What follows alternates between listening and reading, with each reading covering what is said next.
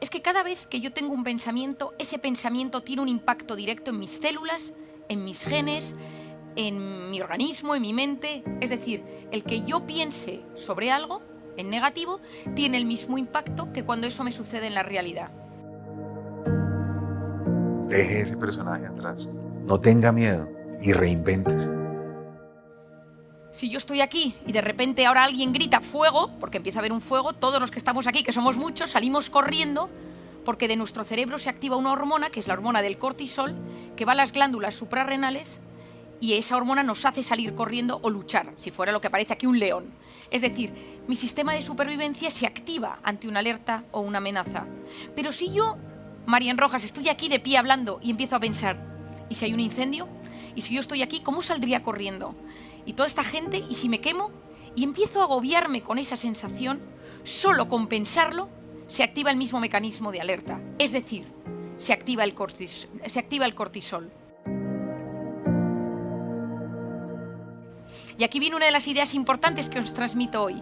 Mi mente y mi cuerpo no distinguen una amenaza real de una imaginaria. Ante algo que yo me imagino que puede pasar o algo que me sucede en la realidad, se activa el mismo mecanismo de alerta. El cortisol es una hormona cíclica. Por las noches es baja y tiene que ser baja para que yo pueda dormir, y a medida que pasa la noche sube hasta las 8 de la mañana, que tiene su pico más alto. Y a las 8 de la mañana tiene su pico más alto para que yo pueda activarme y hacer frente al día que tengo por delante. Pero ¿qué pasa si yo vivo siempre preocupado por algo? ¿Qué pasa si yo vivo constantemente estresado, angustiado por una amenaza real o imaginaria? Que empiezo a generar cortisol a todas horas. Empiezo a generar cortisol y entro en ese estado de alerta, en ese estado de amenaza constante que tanto me perjudica. Y a la larga yo lo llamo la intoxicación de cortisol. Es decir, en vez de que las sustancias que circulan por mi sangre sean las sustancias buenas, serotonina, oxitocina, es decir, las moléculas buenas, las que me ayudan a sentirme mejor, lo que yo voy a empezar a tener en mi sangre es ese cortisol que a la larga me enferma, que me inflama, que me enferma, que me genera irritabilidad, que me genera depresión, que me genera todos esos estados de intranquilidad que conocemos.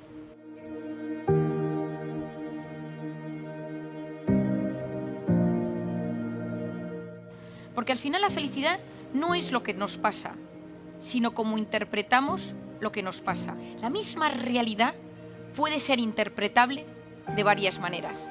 Según cómo interpretamos la vida, eso determina la calidad de nuestra vida. ¿Y de qué depende cómo interpretamos cada uno nuestra realidad? ¿De qué depende esa interpretación? Yo diría que depende de 3 factores. El primero, depende de lo que denominamos el sistema de creencias.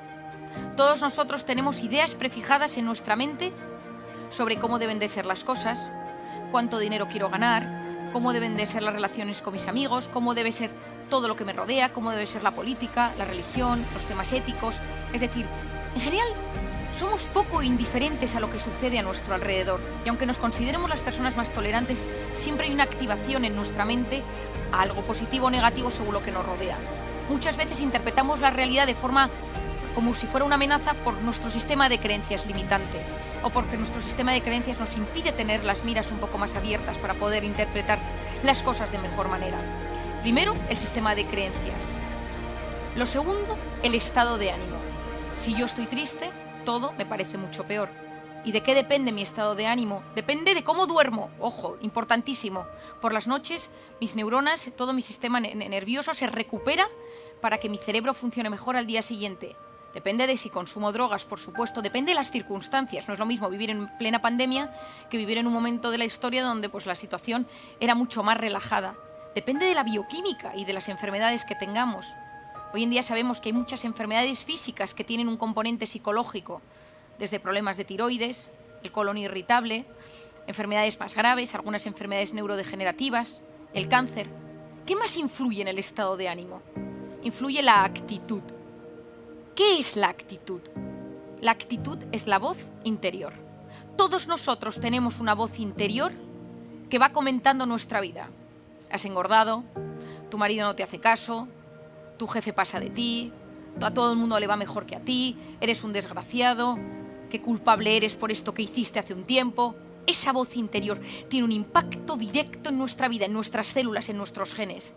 El que domina su voz interior es capaz de ser maestro de su vida. Que nuestra voz interior sirva para apoyarnos y no para hundirnos. Cuidado con el autoboicot que nos lleva a fracasar antes de haber empezado algo.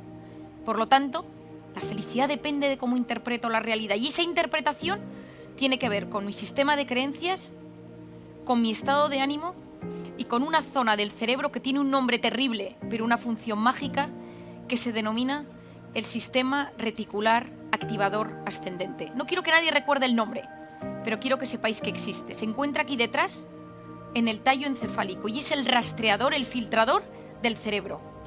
Todos nosotros recibimos constantemente varios millones de bits de información, pero nuestro cerebro solo capta, solo se queda, solo le interesa aquello que nos importa. Y el ejemplo que todos entendemos: mujer embarazada que va por la calle y empieza a ver carritos de bebé y dice, anda, qué curioso, un boom de natalidad en mi barrio. No es que haya un boom de natalidad en tu barrio, es que ahora este tema te interesa y entonces lo empiezas a ver. Lo que sucede es que mi cerebro en ese momento, como eso le interesa, lo empieza a ver. Por eso se dice que lo que el corazón desea de verdad, la mente se lo acaba mostrando. No significa que por querer algo con fuerza vaya a suceder. Significa que si quiero algo con fuerza, mi cerebro va a hacer todo lo posible por encontrar cosas en el entorno que tengan que ver con eso para cumplir mis sueños.